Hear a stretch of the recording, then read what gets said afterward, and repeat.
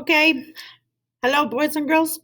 Mrs. Munoz here. We're going to go over 5 problems today on the study guide. And 3 of those problems we have not covered, so pay close attention to see if you can handle it later on. Don't worry, we're going to go over these lessons in class. So the first question says, which number line represents the solution to this inequality, 125 times x plus 200 greater than or equal to 1,200? So here it is. This inequality, we're going to treat it as if it's an equation, right? And we need to keep it balanced. We're saying everything that is on the left is greater than or equal to everything that is on the right. So we're going to write down this inequality, 125 times x plus 200 greater than or equal to 1,200. And we're going to draw a t-chart that tells me that whatever I do to one side, I must do it on the other side to keep it balanced. All right, so I need to isolate the x. Isolate the x meaning I need to leave the x completely by itself to find out the value of x. So to do that, I'm going to use inverse operations. And here I see that 200 is being added. So in order to isolate the variable here, I'm going to subtract 200. And whatever I do to one side, I'll do it to the other. So plus 100 minus 200, I have 0. So now I have 125 times x is greater than or equal to 1,200 minus 200, 1,000. Then I see that 125 has been multiplied by x. So in order to isolate x, I'm going to divide by 125. And I'm going to divide by 125 on the other side as well. So 125 divided by 125 is a 1 whole. 1 whole x, right, is greater than or equal to 1,000 divided by 125 equal to 8. So I'm saying that all the values that are equal to 8, here this line means it could be equal to 8, or any value greater than 8, it could be x could be equal to 9, x could be equal to 10, x could be equal to 11, right? This says that x could be equal or greater than 8. So 8 is a solution, 9 is a solution, 10 is a solution, 11, and so on. So I'm going to look at the number lines and see which number line matches with my solution. I'm looking for a number line that shows 8 and numbers greater than 8 as solutions. So here, if you notice, we have highlighted sections, right? Or darkened sections, right? Here, it says that 8 is a solution. If you notice here, it's like dark 8, a dot. It says also 9 is a solution, 10 is a solution, right? Just like in my solution of the inequality. So I think this one looks very promising. I'm going to keep my eyes here. Then in the next one, it says 8 is a solution, just like I did mention. But it says also 7, 6, 5, 4, 3, 2, 1, and so on are also solutions. I did not find that on my inequality. I said 8 and greater. So these on this side are wrong. Then on the next one, it says 8, but notice 8 is empty. It's like it's not shaded in. It looks like, empty. That means 8 is not a solution. Only 9, 10, but 8 is not because, the circle looks different. Maybe you see the difference between, look, this circle and this circle. Here, 8 is a solution, x equal to 8. But here, x does not equal to 8. X only equals all the numbers greater than 8. So this one makes it wrong.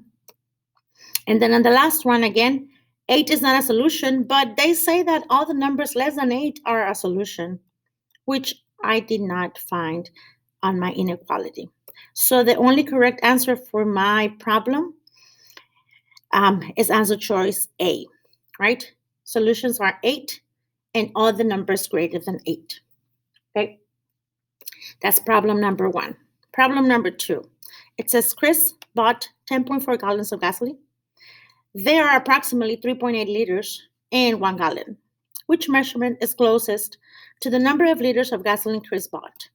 So this looks like a proportion to me, right? Here it says that 3.8 liters of gasoline is the same as 1 gallon of gasoline, right? So Chris bought 10.4 gallons of gasoline. So I'm going to place that 10.4 on the bottom to keep it lined up with gallons with gallons. And then we have the liters on top. Then here, to solve this proportion, I see, okay, 1 times 10.4 will give me 10.4. So I have to use the same factor on the top, 3.8 times 10.4. And then I'm going to stop and think at this point. Because maybe if I reason through this problem a little bit, I might find the answer without having to work that much. Remember, we need to work smart, not hard. Here, I see I have to multiply 3.8 times 10.4. If I roughly estimate multiplying 3 times 10, 3 times 10 is 30. That means my answer has to be a little greater than 30. Why? Well, because it's not only 3 I'm multiplying 3.8. It's not only 10 I'm multiplying 10.4. So a little more than 3 and a little more than 10 is going to give me a little more than 30. And look at your answer choices. Which ones have a little more than 30? Well, not this one, not that one. This one does, and not this one. So at this point, you can confidently say that is my right answer, right? A little more than 30, yeah, 9 points, reasonable because I'm multiplying almost 4, right? 3.8 is almost 4 times 10, 40, yeah, is reasonable, right?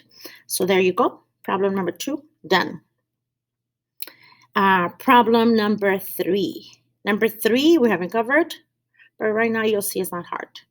A stereo speaker in the shape of a triangular pyramid has a height of 6 inches. The area of the base of the speaker is 11 square inches. The question here is, what is the volume of the speaker in cubic inches? So for starters, I like to sketch the shape we're working with. So they're saying we're working with a triangular pyramid, right? And they're telling us this triangular pyramid has a height of 6 inches. So here it has a height of 6 inches. Then the base, as you can see here, the base is a triangle, and they're already given us the area of the base. It says the area of the base of the speaker is 11 square inches. So I'm going to write here 11 square inches, right? That's the area of the base. And so we're looking for the volume of this triangular pyramid.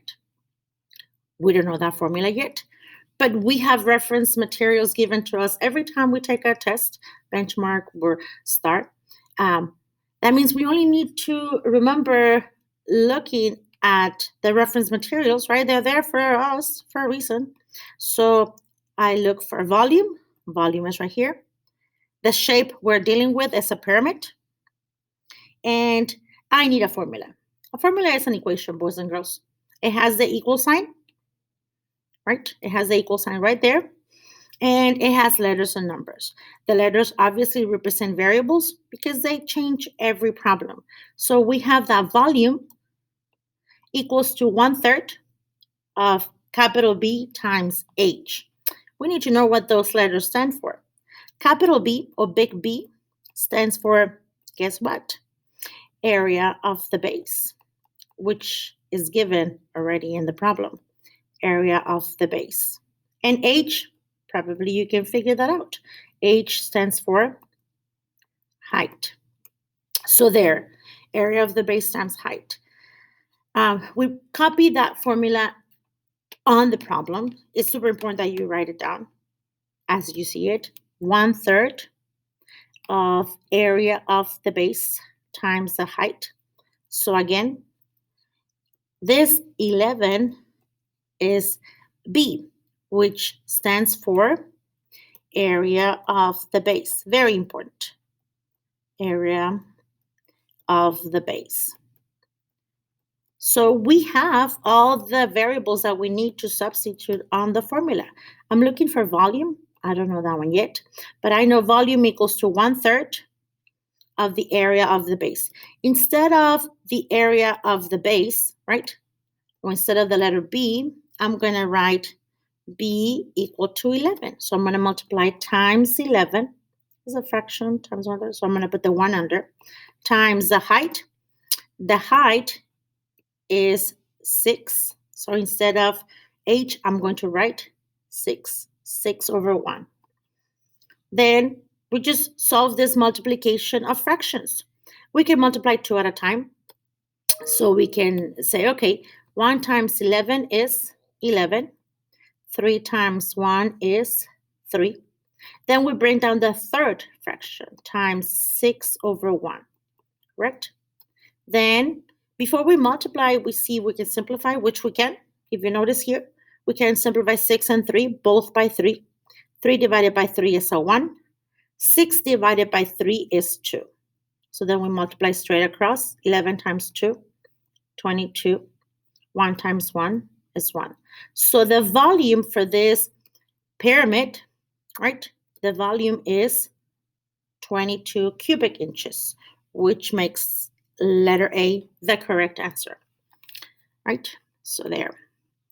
Then we have problem number 4, which has to do with areas, right? Again, we do have reference materials, a formula chart, for us to get the formulas that we need and write them down on the problem that we need them. That way, for sure, we know we are doing the correct problem. Okay, so here, a model of a rectangular stovetop with 4 circular burners is shown. You know, that looks like a stove, right? And 4 burners.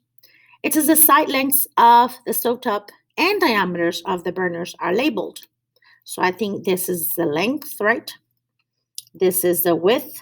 And for sure, you know this part of the circle here. This is the diameter, right? Of each of the circles. The question here, what we need to figure out is which measurement is the best estimate of the area in square inches of the stovetop that does not include the area of the burners.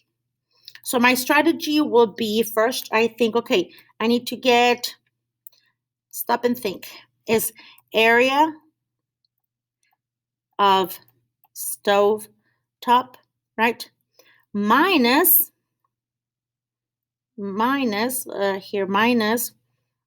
the area of 4 burners, the 4 burners, right? And that would be the answer that I'm looking for. So my main strategy is I'm going to get the area of the stovetop, right? Area of the stovetop will be length times width, right? Length times width, which will be 24 times 22, correct? So area of the whole stovetop is 528 square inches. That's not my final answer yet. I'm just gonna, cloud it. It's not the final answer. That's why I'm not boxing it, just clouding it. Then it says the next thing is we need to get the area of the burners, right? And subtract it from the big area of the stovetop. So here, to get the area of a circle, okay, we need to go to the reference materials and look for the area of a circle. Let's see. Area. I already have this one, okay. Area of a circle. We see that is pi times radius squared. So I'm going to write that down on the problem. Oh, and here they tell us what pi is equal to. Pi, it's about 3.14 or 22/7, whatever is more convenient for us to use. So here I go, okay, formula to get the area of a circle. The area of a circle, it says, is pi times radius squared. They told us that pi is about 3.14. But I think I want to estimate even more. This is best estimate. I'm going to use pi as about 3, right? It's just like 1400s. Okay, so it says area equals pi times radius squared. We have the diameter. Can we figure out the radius of each of the circles? You bet. Half of the diameter is the radius. So here we have the radius is 3 inches. So if I substitute this information on the formula, I have that area equals 2 pi, that we're going to use as 3, times 3, but 3, the radius must be squared. So I go area equals 3 times 9. So area equals 27. 27 square inches, which is 1 burner. And I said on my strategy, I need to subtract the area of all 4 burners. So we will multiply 27 times 4, right? 28, 108 square inches. So I said I'm going to subtract the area of the top minus the area of the burners, and that should give us the answer, right? That was the strategy that we wrote down here. So we go 528 minus 108, we have 420 square inches. Let's see if we have something close to that. Indeed, we have H, 420 square inches. There you go. There you go. Just have one more problem to go for today, and we're going to be done. Here, number 5, it says the price of a sweater was reduced from $20 to $12.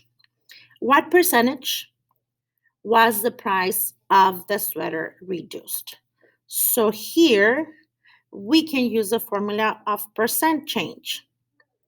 Percent change equals to change over original, right? And we say, okay, the original price was $20. Original price was $20. The change is 20 minus 12, which gives us 8 over 20, right? And so to find the percent, we can either use needle or make sure that the denominator is 100, and we already have 8%. So I know I can multiply this by 5 and this by 5, and I will get 40 out of 100, right? And a ratio that compares to 100 means exactly percent. So our percent here is 40%, right there. Our answer is letter D.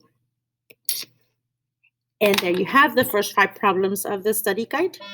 Again, okay, they're gonna start talking. See you tomorrow. Good afternoon. We hope everyone had a wonderful day today. We are ready for dismissal. At this time, please dismiss 6th grade pickup students to the gym and 6th to 8th grade walkers. Again, only 6th grade pickup